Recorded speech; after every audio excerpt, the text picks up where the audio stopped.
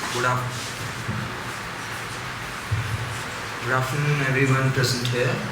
I welcome you all to our first seminar series of this academic year, and we start today with a very renowned personality. I don't need to tell his name, but still, he is Professor Patrick Olivelle, and he specializes in ancient Indian legal texts, Grhastha particularly, and he is a professor emeritus of University of Texas at Austin, United States of America, and his recent research is on Grhastha and he is working upon it. So I would just read out a quote what he does is that, and I quote, "We know that in life familiarity breeds contempt. In scholarship, however, familiarity breeds acceptance. We accept things that have been repeated to us so many times and we consider it as an established truth." So then he tries to break all these established truths, and he says that it's the main goal of good scholarship to break out all these established truths. So without any further delay, I should invite Professor Patrick Olivelle to give his talk. Thank you. Thank you very much.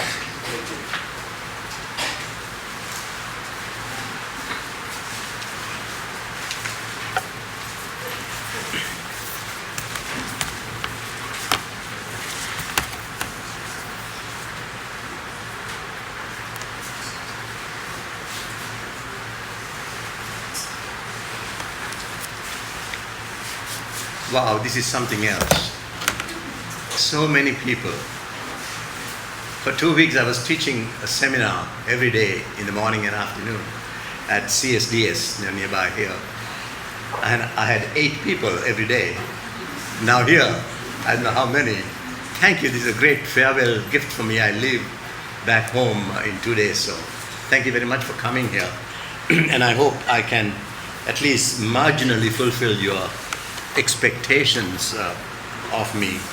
I thought I'll have a small seminar, when they say seminar, and I'll sort of sit and sort of talk with them. But it appears that that's not possible with so many people. How many here? 100? At least, really? Something like that? That's great. Thank you so much for coming. And I'm delighted to be here among many friends. And I hope what I have to say today will at least stimulate your thinking, your research orientations, etc. So let me take my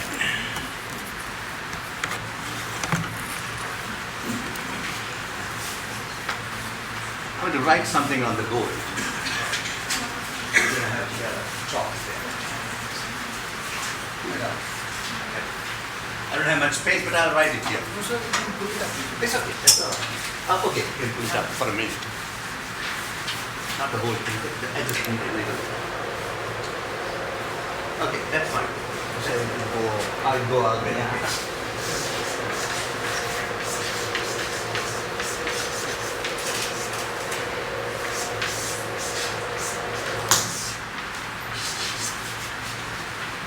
How many of you know Sanskrit here?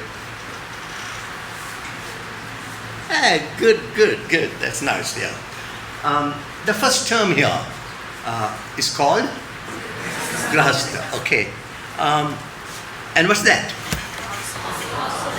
Householder, okay. And that's, who is a householder? Huh?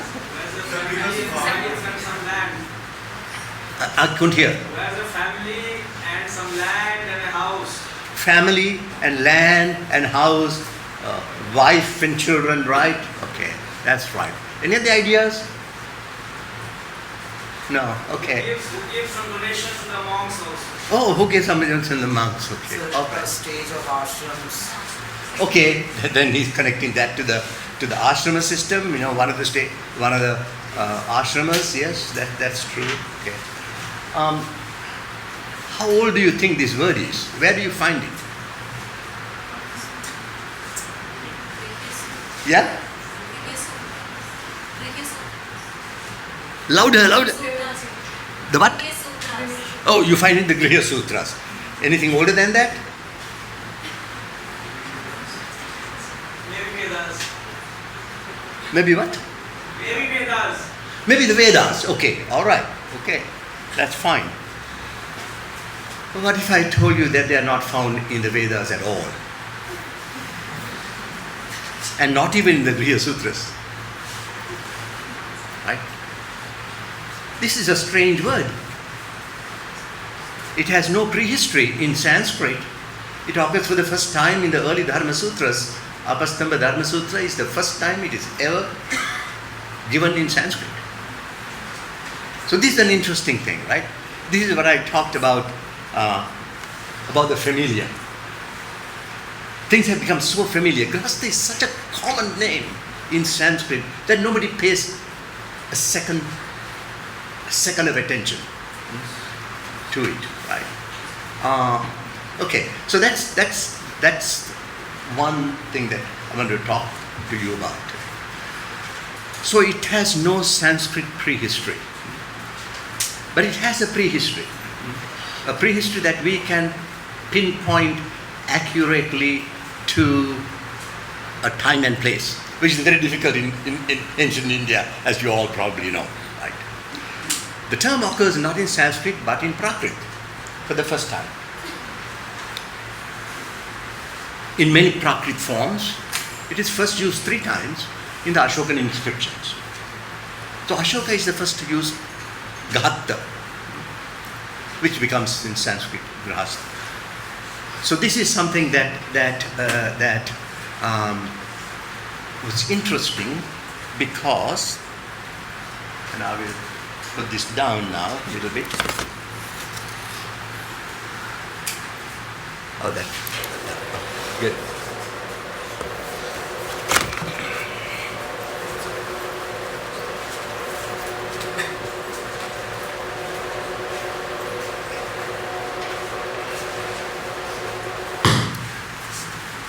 This book came out about 2 weeks ago, okay, from Oxford University Press in New York,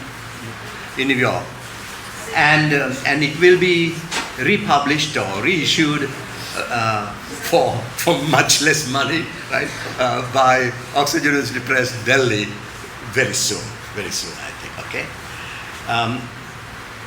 I was asked by Oxford University Press, maybe 5 years ago, to write as part of their encyclopedia, Oxford History of Hinduism, to write a book on the history of Dharmashastra. And I was no fool. I know that I could not do it on my own, right? So I got hold of my colleague, Don Davis, some of you may know him. He and I edited a book with about participation of about 22, 23 scholars, right? So the work was divided. It is now published. It came out in about January, something like that. And it's available. It was republished in Delhi. So I bought some here. But in the process of doing that, I asked my friend Stephanie Jamieson, some of you know him because she and Joel Brereton's translated the Rig Veda for the first time in a long while recently. And she started asked her to write about the household and marriage and family. She had been working on women's history and all that. But that was great. So she did that. But to her consternation, she was a philologist and she said, okay, let me go and see where Grhastha occurs. For the first time in the history of modern scholarship on India, somebody had asked this stupid question, where does Grhastha come from? Nobody had ever thought of doing that, right? Which is amazing. I had not done that. I wrote a book on the ashrama theory, where Grhastha occurs prominently. Never thought of asking that question. I'm guilty as anybody else. It is Stephanie who finally asked the question, and she went out and found it was absent. Talking about the importance of silence that you talked about a minute ago, right? The fact that it is not there. Why is something that we expect to find somewhere not there? And that becomes a significant question, I think, for people. And this is the beginning of our journey. She wrote a paper and gave it at the American Oriental Society meeting once, and then I knew how important this discovery was. We had a workshop at the University of Texas in Austin once, and the outcome of that workshop and everything was this volume called Grhastha, right? So, the term Grhastha then occurs in Ashoka. And the issue is, what does it mean in Ashoka? And we need to go to Ashoka and not read backwards the Dharma-shastric understanding of Gṛhastha into Ashoka, but read Ashoka with fresh eyes, as if we have never seen this word before, and try to understand what he is talking about. The term Gṛhastha then, and I'll say this briefly, I'll show you some of the inscriptions in a minute. The term Gṛhastha occurs 3 times, as I told you, and it occurs twice in close, right next to another term that I'm sure you all know very well.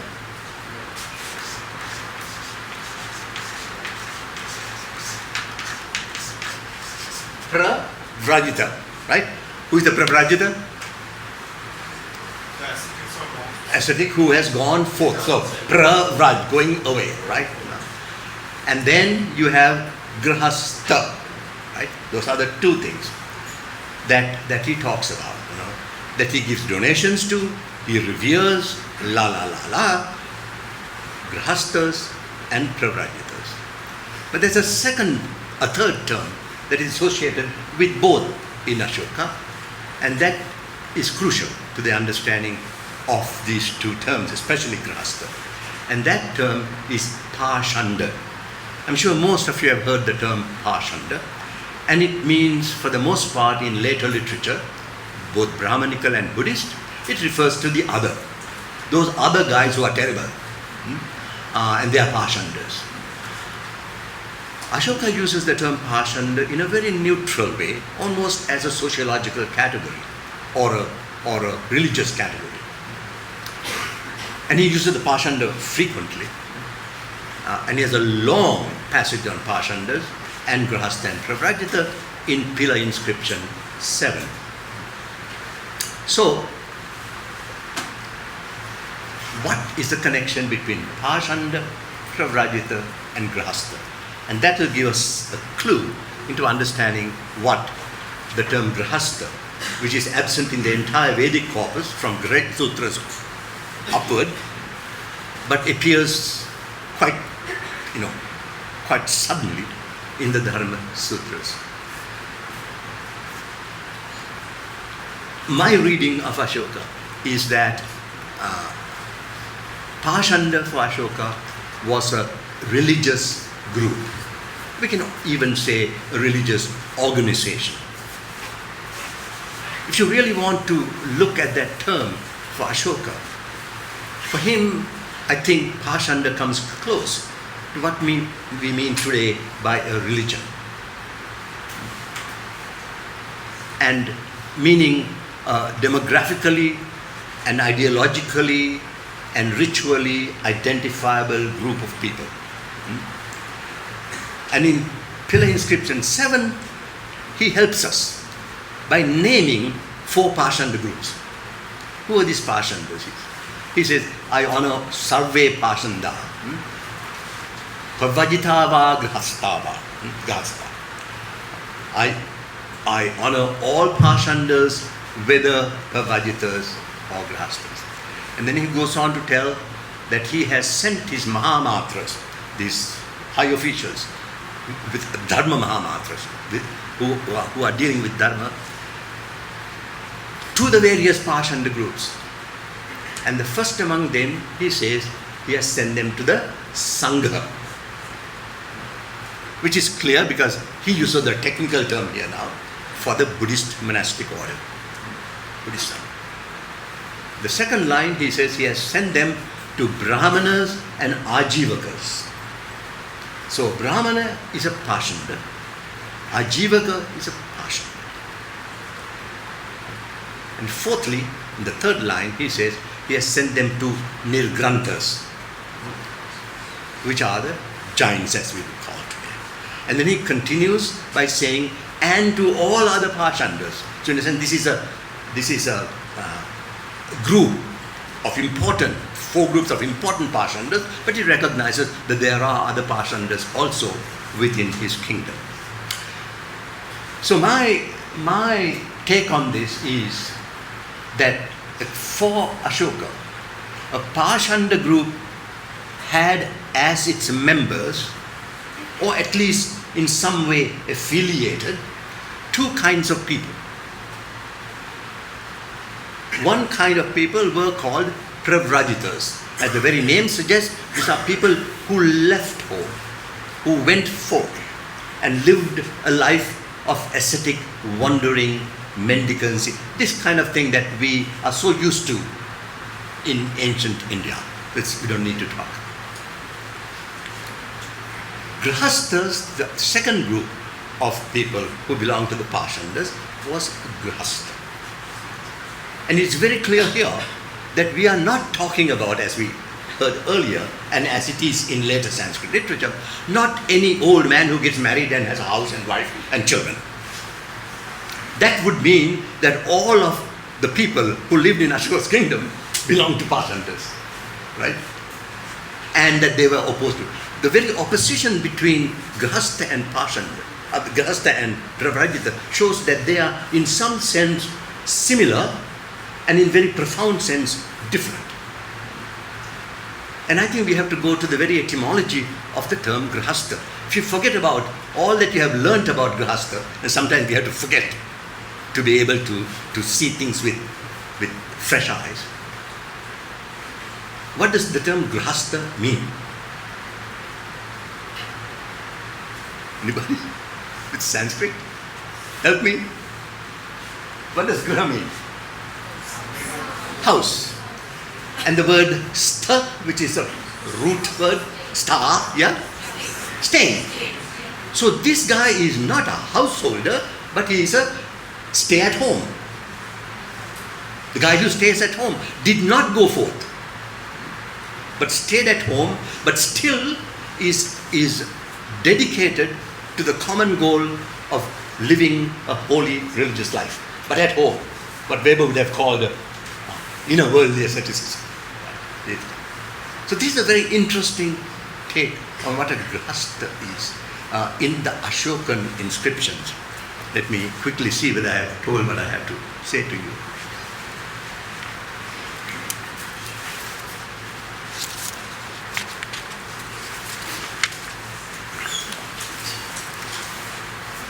And this is what Stephanie Jameson wrote in her chapter in my book on the history of Dharmashastra.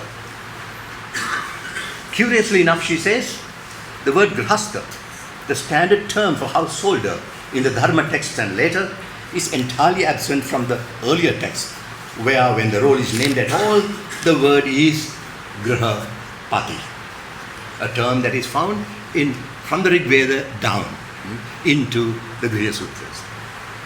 The term grhastha only begins to appear in the Dharma text, and from then on is the standard term of art, while grhapati never appears in the Dharma text. It is not just that Dharma text uses a new term, it also completely eliminates the use of an older term. It's very interesting.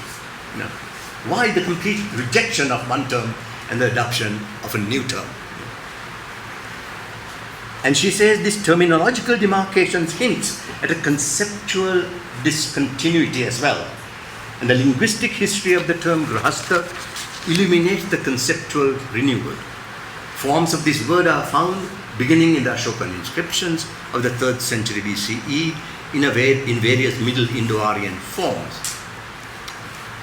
Okay, and then she goes on. I don't need to read all of that. So here we have an interesting entree into what Gṛhastha may have meant at the beginning. Let us look at some of the Ashokan inscriptions, just to see that. Okay, so here we have Devanam Pyeti Dasya Raja Shavapasandani pavajitani gahattani va pujeti danena vividhaye cha pujaye. The King Devanantiya Pridakshin pays homage to all Pashandas, whether pravrajitas or grhasthas, depending on the site of this thing. Sometimes they have church, so it could be both, with gifts and homage, etc. So this is the earliest occurrence of the term grhastha in the entire Indian literary tradition. Property 13 has a similar thing, but here the term pravrajita does not occur. This is the property 13. This is the edict that Ashoka shows his regret at the Kalinga war, and he talks about so much of suffering that is being brought on because of the war, and he says, Tatthavasiti bhamanava samanava anyeva pasanda yastaniva. Right? So where there lives with the brahmanas or shramanas or other pashandas or grhasthas.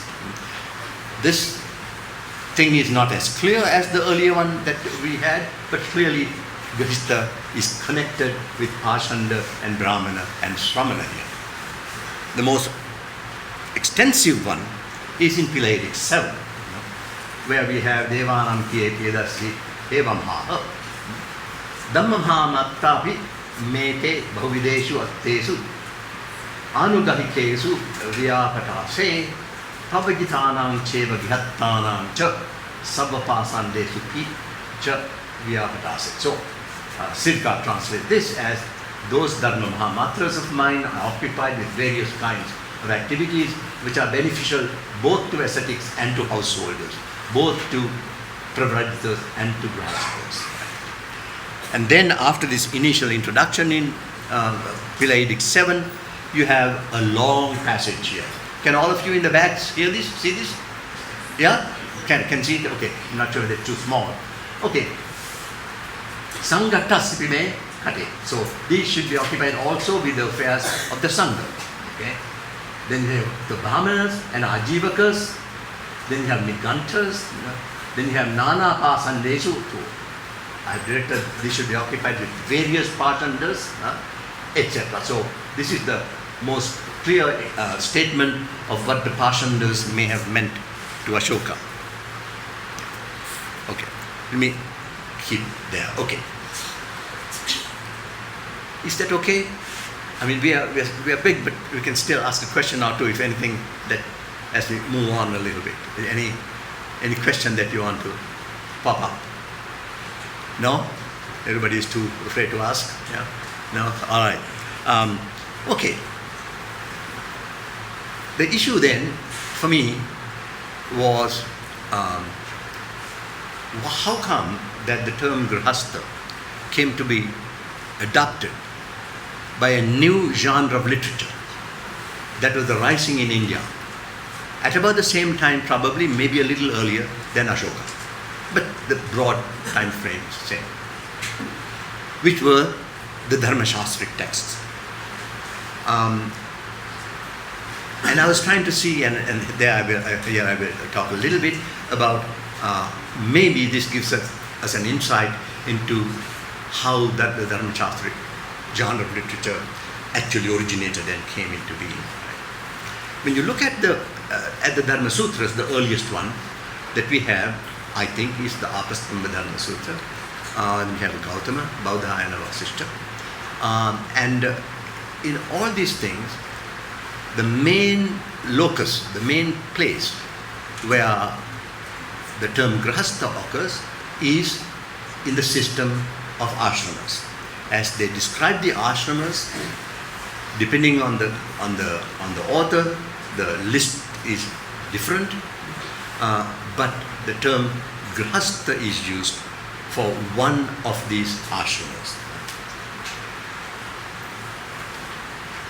And I will make this short because it's long and I have an entire chapter in that book on Grhastha about the ashramas. I had to take back some of the things that I said in my monograph, in my book on the ashramas, written about now 25 years or so ago, right? Some of what I said there was simply wrong. And the new discovery of the term grhastha and its accompanying ideology makes me think that the ashrama system and the origin of the dharma shastras that are sort of linked needed further and more adequate explanations. But I think, and this is my idea about what the ashrama system is. Our ashrama system gives four orders of life, four ways of being religious, four ways of being, if you want to use the term, holy. As a brahmacharian student, as a grhastha, as a pravrajita, or as a vanaprastha, or vaikhanasa, different names are given. And I think that these four can be understood within the context of the twofold categorization that Ashoka offers with regard to the Pashandas.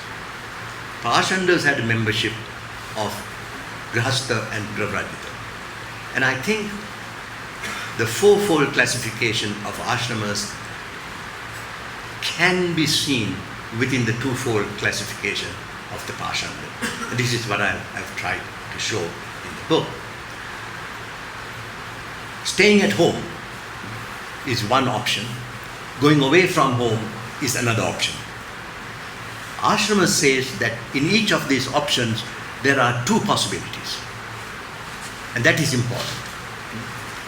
Two possibilities is make a home for yourself, stay at home, marrying, making a home, engaging in economic activities, living the life of a householder that we normally used to.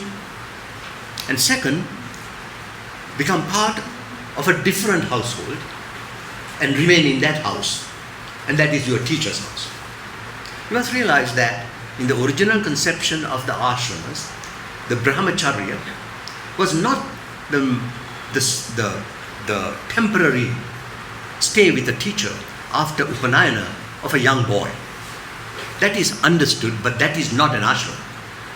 An ashrama, all four ashramas in the early formulation are permanent adult vocations. So that is important to remember. And then the brahmacharya then becomes the choice of the Gautama is the most clear, having described brahmacharya, upanayana with the teacher. Then this young boy, who is now a young adult, comes home. The samavartana, comes home. And then in third chapter, Gautama says, Tasya ashrama vikalpam eke bruvate. To him, meaning the young adult, 18 years old or whatever, right? To him who has come back, some eke ashrama vikalpam, an option of ashramas is prescribed. Right? So this person who has come home now has a variety of choices to make, which is a very modern concept after all, right? It's like you guys, finish high school and come to college and go back home and say, what shall I do with my life? Your parents say, no, you get married and, bring me grandchildren and all that. But you say, no, I'm going to do something different, right? So this is the sort of a thing that we are talking about here. So there are two ways of staying at home in the first two ashramas, and two ways of going away from home, which is in the second two ashramas. And the wording in Avastamba is very, very clear and conducive to this interpretation that I am offering to you. So, in describing the four ashramas, Avastamba says, Ata parivraja. He puts parivraja first, after grhastha, and his thing is first grhastha, second brahmacharya, third parivraja. Then look at that formula there. Ata eva brahmacharyavan pravrajati. Right? from that very state, meaning from the brahmacharya, remaining chaste, he goes forth. That's one. And look at the fourth one, Atavana Prastha, and the formulation is identical. Ata Brahmacharyavan Pravrajati. So for Apastamba, both the Vanaprastha and the Pravrajita are actually Pravrajitas. Right? People have gone away from home. We have another indication that this is true in Kautilya's Arthashastra. Kautilya talks about the Janapada. Janapada is what we would call today countryside, as opposed to urban centers or the capital or the fort. This is where agriculture took place. This is where mines were. I mean, this is the economic heartland of the kingdom. Right? And he says the king has to be very careful about whom he allows to go into the countryside. Not everybody is allowed. Especially the religious guys who go from place to place begging. They are a real security threat for Kautilya, right? Because these people can be anybody coming from any place and has full freedom to go roam around. He doesn't like that. So he says that he should prevent such people going in. And the wording he used, Vanaprastad Anya Pravrajita Bhava. Pravrajita Bhava is Bhava as almost an abstract noun, the state of the kind of Pravrajitas, right? Other than a Vanaprastha. So basically this assumption in this particular one is Vanaprastha is also a particular kind of Pravrajita.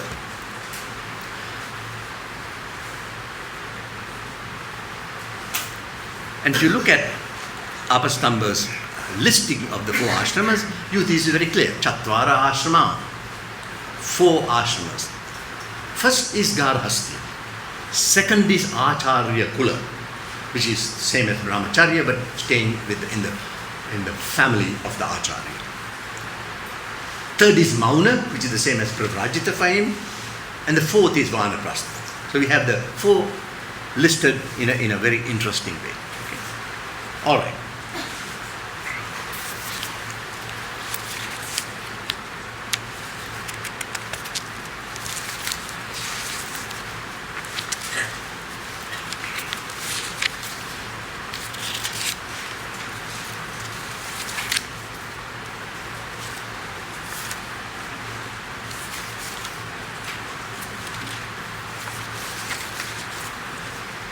Okay, so what I think is that the impetus for the creation of the ashrama system came from a Brahmanical passion,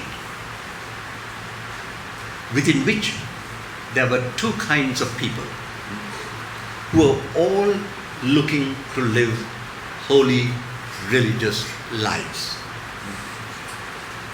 And it is from this theological imagination that the early ashrama system was created, probably by groups of Brahmanical theologians who were at some level very partial to the ascetic ideology and lifestyle, because they put grhastha and pravrajita on the same plane. Somebody can choose one or the other without any penalty. That's very clear. And I also think that there was another competing ideology within the Brahmanical community that was based on the importance and the centrality of the... it's working. The importance and the centrality of the grhastha. And I think it is from such a dialogue and conflict and tension of their ideologies that at least the early roots of the Dharma Shastras came into being. You must realize that for many of the early Dharma Shastras, the ashrama theory is peripheral and often the views of some others, not the authors themselves. But the centrality of the grhastha is emphasized over and over again. And I give you a few things if I see them here.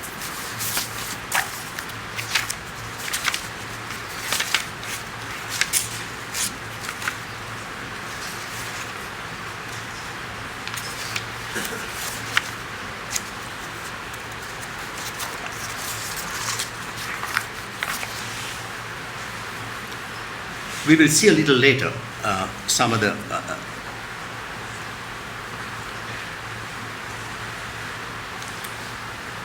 I want to pass a little bit now to a different term with a similar linguistic history. A term that we have taken for granted and never looked at its history. And that also throws considerable light on the origin of the Dharmashastric genre of literature that I want to talk about. And after this I'll pass on to that. And that other term is here. Dvija. You all know that. Dvija. What does Dvija mean? Twice born. Right. And how old is that? Now you're afraid. Where do you think that occurs for the first time? In Upanayana? Say that again. Upanayana is what makes you a Dvija. Right. When does that particular notion that Upanayana is a second birth of the initiate, when do you think that idea came into being? It's in the Vedic? Later Vedic period. Maybe what? Could you put a century to it? I can hear.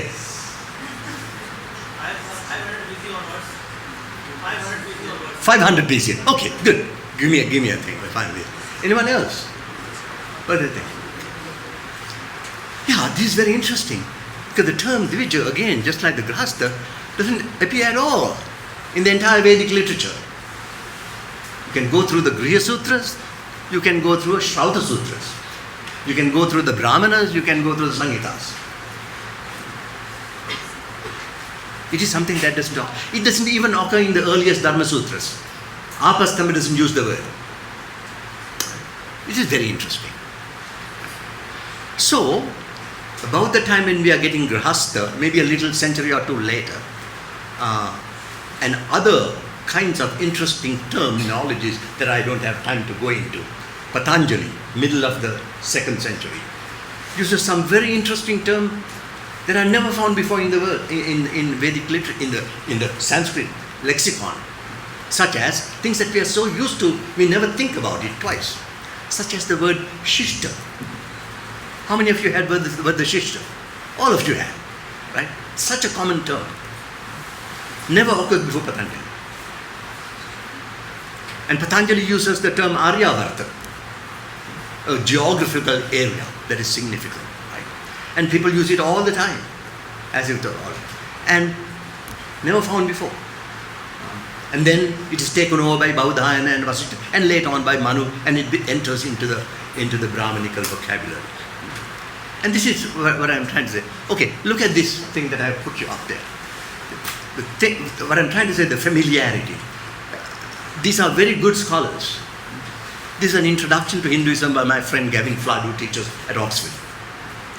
He says Vedic society was divided into 4 classes. The Brahmanas, the warriors, Rajanya Kshatriya, commoners Vaishya, and Shudra. The top 3 classes being called twice born, Dvija, because boys underwent an initiation, just like you said. Right? Just like you said. Right? And I would submit that this is wrong. This is wrong. A, we do not know whether the Vedic society was divided into these 4. How do we know? Because the Brahmins tell us that. Well, I think Brahmins had a little interest in this, right? You remember that Ashoka doesn't use the word Varna at all. Then Kshatriya and Vaishya and Shudra do not occur in Ashoka inscriptions. For Ashoka, these were either he didn't know about it or he didn't think they're important. If Vedic society was divided into these four, surely the emperor who was ruling over these classes would have found that interesting to see that. But be that as it may, this thing about Divija is completely wrong. Nowhere in the Vedas do we find the term Divija. And I'll give you another one, even more distinguished scholar, whom I had the privilege to meet 50 years ago, A.L. Basham. If you have never read the book, The Wonder That Was India, read it. It is still good. Still good. Even when, though I argue against this, it's still a good book. And he says, a sharp distinction was made between three higher classes and the Shudra. The former were twice born, Dvija, once at their natural birth and again at their initiation when they were invested with the sacred thread and received into the Aryan society. There are two or three false assertions here. First of all, the Dvija concept never exists in the earlier period, even in the Brahmanical thing. And second, the investiture with the so-called sacred thread, right? Upavita or Yajñopavita or Brahma Sutra, happens at a very late time. Even P.V. Kani, who wrote the history of Dharma Shastra, shows that the investiture with the sacred thread is a very late introduction into the Upanayana. Upanayana is called Maunji Bandhana, which is putting a girdle around you, not putting threads around you, right? Upavita in the older period was a way you wore your shawl while you were performing a religious ceremony. That is it. Nobody wore it all the time. No. So these are all things that were happening and developing in this period, which is crucial from about the 3rd century before Christ to about the 1st century before and after Christ. 2-3 centuries. So many new ideas are. So let me come to the term Divija. It occurs for the first time in Sanskrit literature or in Indian literature in Gautama Dharma Sutra. Very, very first time. And Gautama probably belongs to about after Patanjali, sometime to the late 2nd century before Christ. Right? So at that time, so the question we need to ask when we are looking at this is, why did somebody feel the need to produce this new theology, a new term to go with it, to designate certain kinds of Indians as Dvija and other kinds of Indians as not Dvija? This is very interesting, and I don't have time to go into it. Historians need to ask this question. But if you think that Dvija was there from the very beginning, the Varnas were there from the very beginning, the Grhastha was there, then we dehistoricize these terms. Right? Then we don't get history from it. So that is my pitch to you, to make what you said earlier, what I've said about my friend, to make the familiar unfamiliar. Grhastha is an unfamiliar term. It should not be a familiar term, and so is Dvija.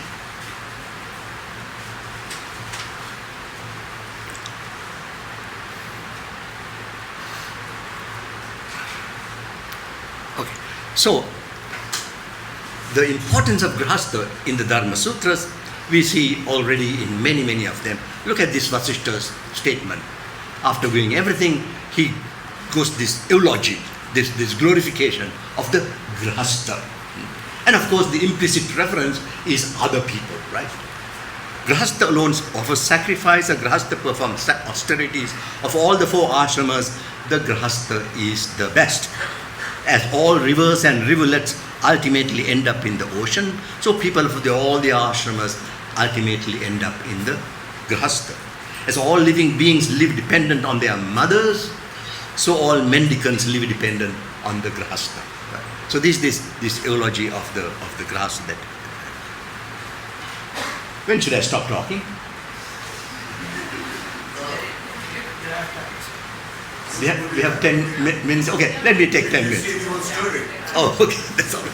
No, I want to get some questions and all of that. So, Give an hour. Okay. But please take your time. Okay. No, so I'm coming, to the end now. So my question is, we have had a lot of histories, so-called histories of Dharma Shastra. You know that very well, and I know that very well. We read all these things, right? But often these so-called histories, students of history here may like to know, are purely descriptions, not histories. History has to say when it starts, what is happening. I mean, it's a dynamic process of historical happening, right? This is not what is there in Kane, for example. It just gives you this encyclopedic, and it is wonderful and useful, right? But it is not a history. It's not a history. And that's what we're trying to do with our history of Dharmashastra that we knew. So we're trying to, but we sort of, we lovingly called it the new Kane, right? Of course, you can never have a new Kane. But Kane is unique and can never be. But the question that was not asked, and I'm trying to ask, is why is there Dharmashastra rather than no Dharmashastra? In other words, why did somebody start writing these texts? And that, I think, to some degree, this Grhastha history allows us to get some tiny glimpses of what may have given rise to this genre of literature, right?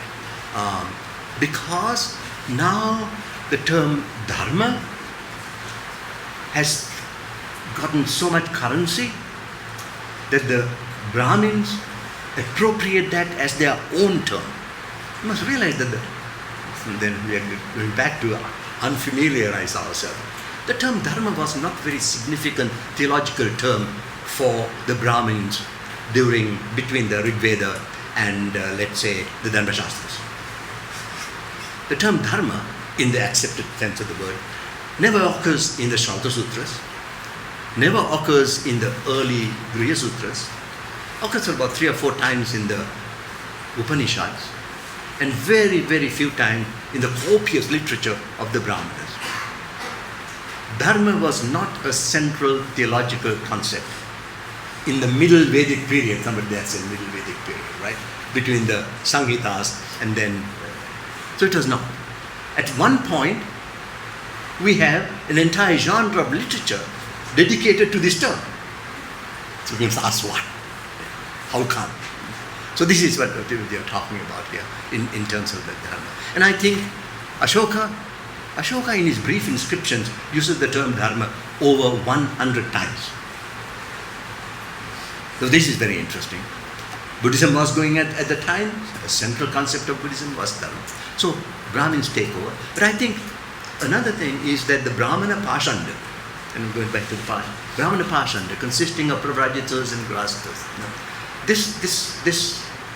This sociological demographic formation, I think, was grappling with their own dharma as opposed to others. Ashoka himself tells these Pashandas not to fight with each other. Be cooperative, learn from each other, right? Clearly there was tension.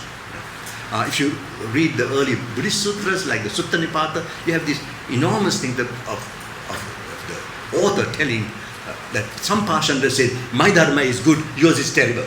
And others say, no, mine is better.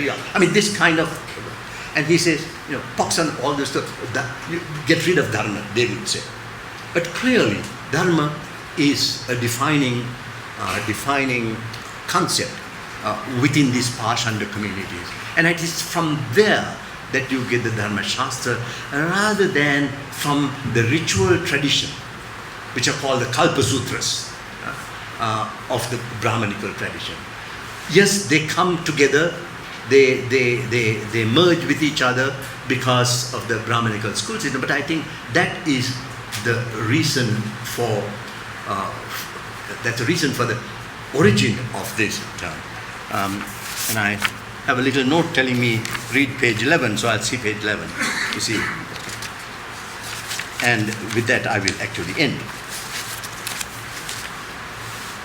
So here is my hypothesis, for whatever that is worth, okay?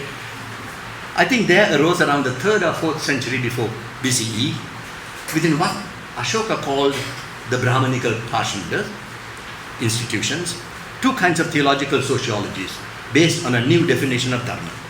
In their own way, they sought to integrate the Pashanda religious life and ideology this Pashanda Dharma, if you want to call it that, into the older Vedic ritualism. One was the theology of the ashramas, which presented a variety of lifestyles, especially the Grhastha and the pravrajita, as alternative religious paths.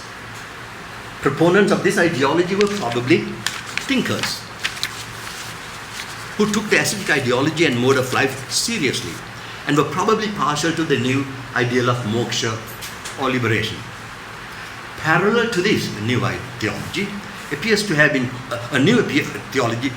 been constructed, asserting the centrality of the grhastha and his ritual life, as well as the obligation to produce offspring, learn the Veda, perform ancestral and divine rituals, an obligation enshrined in the famous theology of the three deaths.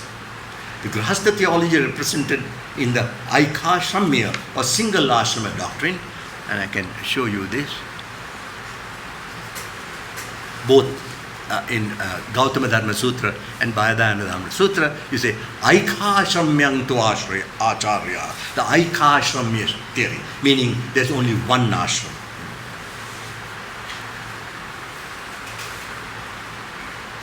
Yet the new theology was markedly different from the Vedic theology centered around Vedic rituals and represented, as Jamieson has put it, a conceptual discontinuity. It had a lot in common with the ashramic theology, and the two existed in some fashion, sometimes in conflict, sometimes in harmony, but always in tension throughout Dharma-shastric history. Its debt to the ashramic theology and Shramanic vocabulary is evident, not just in the adoption of the term Gṛhastha for its central homo religiosus, or the religious human being, but also in presenting the household life as an ashrama, indeed as the only legitimate ashrama in the view of Gautama and Baudayana, as you see here in the slide. I think it's in the dialogue and dispute between these two Brahmanical theologies, and perhaps others that we cannot readily identify, that are captured in the texts of the Dharma-shastric tradition, disputes that continue well into the medieval period. Okay, so, and I end by saying that it was this Gṛhastha theology then that in all likelihood provided the impetus to the creation of the Dharma-shastric genre of literature. This explains both the centrality given to the Gṛhastha and the appearance, often somewhat marginally, of the ashrama system, until the creation of the classical formulation of the system by Manu that transformed the ashrama system into a system of life cycle rituals.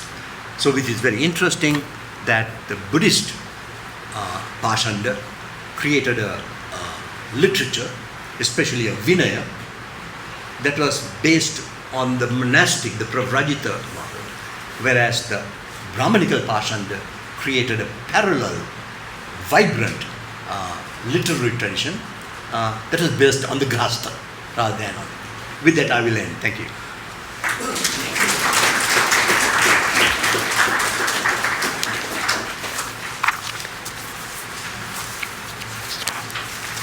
Want to take questions? Yeah.